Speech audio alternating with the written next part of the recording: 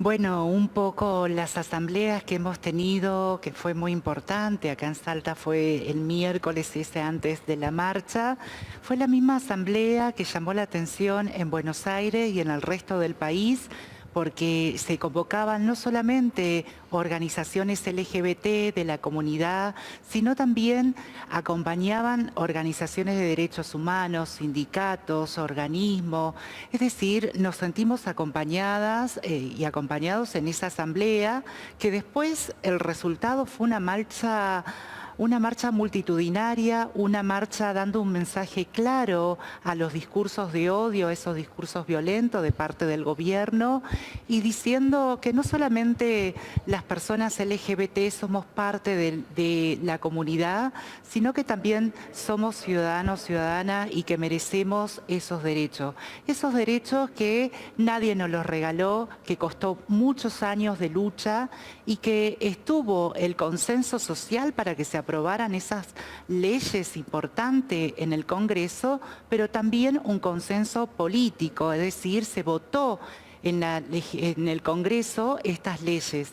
Por eso para nosotras y nosotros es sumamente importante en este momento donde se incrementan los discursos de odio y que tienen efectos concreto en nuestras vidas. El triple lesbicidio de 3 compañeras lesbianas asesinadas, la masacre de Barracas el año pasado, el intento de lesbicidio a una pareja de lesbianas hace muy poquito. Entonces vamos encontrando distintos elementos en donde corren riesgo nuestras vidas, porque habitar el espacio público vuelven a suceder mucha discriminación y mucha violencia. Y ustedes me dirán, pero Pía, ¿el discurso del presidente puede tener como efecto y resultado más discriminación y violencia? Claro que sí. La dificultad que tenemos hoy es que esta democracia no nos está permitiendo poder denunciar el organismo tan importante que se creó allá tras ese atentado terrible de la AMIA, como es el Instituto contra la Discriminación, la Xenofobia y el Racismo, el INADI, desapareció. Por eso nos parece importante volver a ocupar las calles para pedir por nuestros derechos, para decirles que venimos de padres heterosexuales y que es sumamente importante pensar en los horizontes de nuestra sociedad y de nuestra democracia que sea igualitaria, que nos acepten, que logre defender nuestros derechos y nuestros proyectos también de vida, y siendo ciudadanas y ciudadanos, ¿no? Muchas personas votamos y decidimos también que merecemos los mismos derechos que las personas heterosexuales. Lo que suele ocurrir en estos tiempos y cada vez se marca más es que los temas van cambiando, ¿no? La política va cambiando la agenda de temas y hay cosas que reemplazan a otras. Después de la marcha del sábado, ¿ustedes tienen algún plan, alguna estrategia, alguna propuesta para que no quede solo en esa marcha? Por supuesto, nos parece importante, esta semana vamos a ir sacando distintas placas informativas a través de la Comisión de la Marcha del Orgullo de acá de Salta. Esas placas van a permitir explicar a muchas personas que tienen mala información o con estos datos que se tiran al azar y que se amplifican, que muchas veces son New Age, o sea, son fake news y también son malintencionadas. Muchas de esos discursos de odio son malintencionados. Entonces vamos a sacar placas informativas hablando sobre las leyes, pero también explicando el proceso histórico, y también estamos organizando una segunda asamblea que va a ser convocada para esta semana, para el día miércoles a las 20 en la usina, donde en esta segunda asamblea vamos a seguir pensando las estrategias que nos permitan unirnos con el resto de los sectores en una lucha organizada, una lucha antifascista, antirracista y por los derechos humanos. El presidente de la Nación intentó dar explicaciones y decir que no había dicho lo que había dicho. ¿Le satisfizo las explicaciones que dio? No, porque se enredó más en ese decir que no dijo, que dijo, pero todos y todo el mundo escuchó justamente lo que dijo en Davos, que después, una semana después, reivindicó lo mismo dicho en otros programas, con otras palabras, pero cargada de prejuicio, cargada de violencia, tirando odio hacia nuestra comunidad. Claramente vemos ahí que las mujeres y la disidencia, el colectivo LGBT, somos enemigas y enemigos de este gobierno porque nos ponen ahí en ese foco, ¿no? En el discurso también, y algo que se viene desarrollando en otros ámbitos, incluso internacionales, él toma el eje a partir de lo que sería lo que se llama la cultura woke y lo que él propone una batalla cultural. ¿Qué posición tienen ustedes respecto a eso? Bueno, que eso también lo posiciona a él en una mezcla, porque dio muchas categorías, pero sin explicar bien a qué se debe esta situación.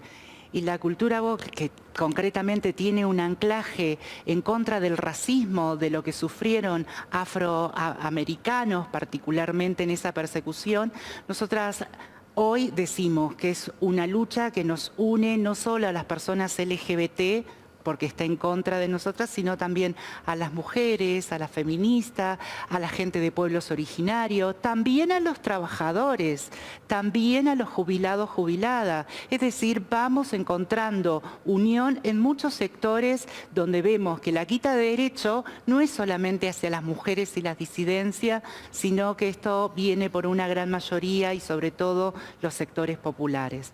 Quienes más sufren, quienes más sufrimos, por eso es importante seguir pensando en que debemos habitar las calles, debemos seguir luchando porque está en jaque nuestros derechos. En el esquema de esta movilización, el gobierno ha acusado de que fue una movilización kirchnerista. ¿Ha participado el kirchnerismo? Esta organización o la forma en la que se presentó de salir a las calles fue de manera espontánea porque fue una acción directa de manera espontánea. Lo primero que sucedió fueron las asambleas multitudinarias donde no llevaba un sello político del kirchnerismo o de partidos políticos, sino la conmoción social y consciente de un sujeto político diferente a esta época, diciendo no al fascismo, diciendo no al racismo. Entonces vemos connotaciones políticas diferentes, no partidarias y encabezada por un sector político, sino vemos a distintos sujetos haciendo y confluyendo en una lucha colectiva y organizada y muy autónoma también, ¿no? Porque las asambleas han significado la voz de muchos y de muchas en poder organizar para salir a las calles, no solo en Argentina, sino en más de 15 países en el mundo que salieron el 1 de febrero a decir y apoyar a la diversidad sexual, apoyar a las mujeres, a apoyar nuestras agendas que tienen que ver con los derechos humanos y tiene que ver con los lugares a donde no queremos volver. Al closet y al calabozo no volvemos nunca más. No dejo de llamarme la atención el ordenamiento. Yo estuve en la marcha y el ordenamiento era primero los colectivos afectados, después creo que venían jubilados, después venían trabajadores y al último venían los partidos políticos. ¿Quién determinó y cómo se coordinó ese ordenamiento? Bueno, un poco salió de la asamblea, de que íbamos a hacer el recorrido, por qué lugares, cómo organizarnos, y el día concreto de la marcha, una hora antes, estábamos ahí ya encolumnando y poniéndonos de acuerdo en cómo iba a ser la organización, y por un respeto todas las organizaciones LGBT iban adelante y después venían las organizaciones sociales y al último las partidarias. 7 cuadras fueron en Salta el 1 de febrero, mucha gente apoyando, mucha gente, familias, tíos, tías, nuestra comunidad, las barriadas ahí apoyando porque somos parte de esta sociedad.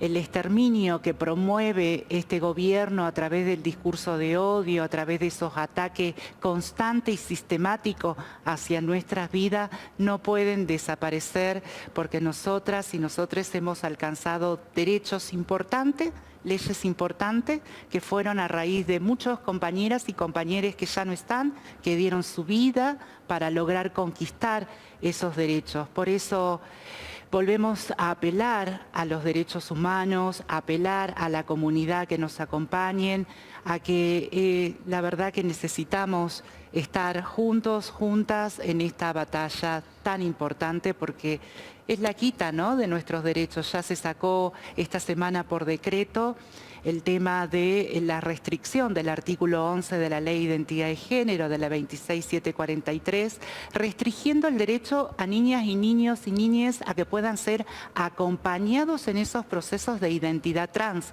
Acá no se mutila, como decía el presidente, nadie se da de manera obligatoria a mutilar, no existe eso, no lo dice la ley ni los dos reglamentos por decreto que salieron después de la 26743. Lo que permite la ley es acompañar aquellos procesos de niños, niñas y adolescentes trans que necesitan equipos interdisciplinarios, escuchar a los niños y niñas que son sujetos de derecho y de a partir de allí que la familia pueda involucrarse. Yo con la vengo de presencia activa de los padres. De los ¿no? padres. Yo vengo de una generación donde mi familia me expulsó por mi identidad de género. ¿Y qué encontramos de diferencia ahora? Que hay papá, mamá, familias acompañando a esos hijos, hijas, ya no son echados de su casa, ya no interrumpen sus colegios como lo hacían en otro momento de nuestra época. Entonces no podemos volver al castigo, a golpear, a pensar que es una enfermedad. Necesitamos decir no a la violencia a las niñeces y adolescencias trans porque esta modificación y estos decretos que salen en contra de la Ley de Identidad de Género lo que hace es generar violencia, malestar en esos niñas, niñas y adolescentes.